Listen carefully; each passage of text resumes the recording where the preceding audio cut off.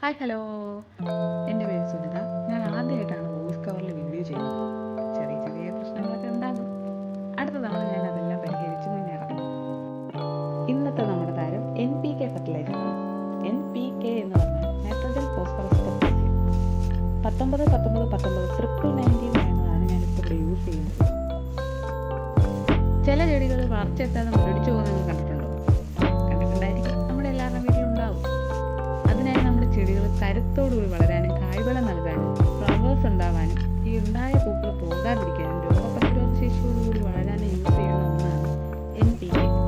Nitrogen ഫോസ്ഫറസും potassium 19-19-19 എന്നുള്ള റേഷ്യോയിലുള്ളതാണ് ഞാനിവിടെ use ചെയ്യുന്നത്. ഇത് വെള്ളത്തിൽ മിക്സ് ചെയ്ത് ചെടികളുടെ ഇലകളിലാണ് സ്പ്രേ ചെയ്ത് കൊടുക്കുന്നത്. ചെടികളിൽ മാത്രമല്ല, പച്ചക്കറി, ഫ്രൂട്ട് പ്ലാന്റ്, ഓർക്കിഡുകൾ, ഇതിലെല്ലാം നമുക്കിത് സ്പ്രേ ചെയ്ത് കൊടുക്കും. അതായത് വെയിലൊക്കെ വരുന്നതിന് മുന്നേ രാവിലെ ഒരു 7 മണി സമയം, ആ ടൈമിലാണ് ഇത് സ്പ്രേ ചെയ്ത് കൊടുക്കാൻ നല്ലത്. നോർമലി നമ്മളൊരു വളം മണ്ണിലിട്ട് മണ്ണിൽ നിന്ന് വേര് പിടിച്ച് അത് ചെടികളിലേക്ക് എത്താൻ എങ്ങനെ പോയാലും 10-15 ദിവസം. ഈ 19-19 സ്പ്രേ ചെയ്ത് കൊടുക്കുന്നത് നേരിട്ട് ഇലകളിലായതുകൊണ്ട് തന്നെ 4 മണിക്കൂർ കൊണ്ട് ആ ചെടിക്ക് വേണ്ടുന്ന പ്രോട്ടീനുകളെല്ലാം കിട്ടിക്കൊടുക്കും. 1 ലിറ്റർ വെള്ളത്തിൽ 3 ഗ്രാം എന്ന റേഷ്യോയിലാണ് ഇത് മിക്സ് ചെയ്യുന്നത്. കുറഞ്ഞായാലും കുഴപ്പമില്ല, കൂടി പോകരുത്.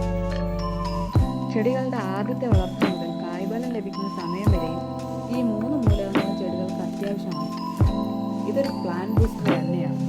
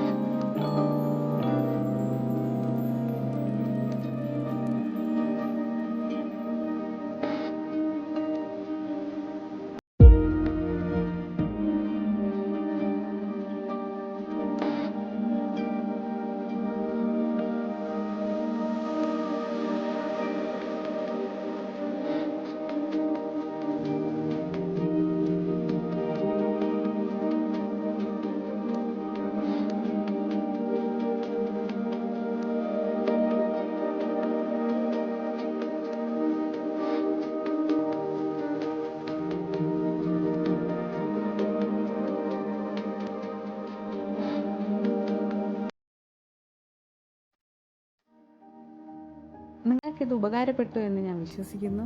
ഇങ്ങനത്തെ കുഞ്ഞു കുഞ്ഞു കാര്യങ്ങൾ അറിയാൻ എൻ്റെ ഈ ചാനലിൽ നിങ്ങളെല്ലാവരും സബ്സ്ക്രൈബ് ചെയ്യണം, ലൈക്ക് ചെയ്യണം, ഷെയർ ചെയ്യണം. ഈ വീഡിയോയെ പറ്റിയുള്ള അഭിപ്രായം കമൻറ്റായും പറയണം.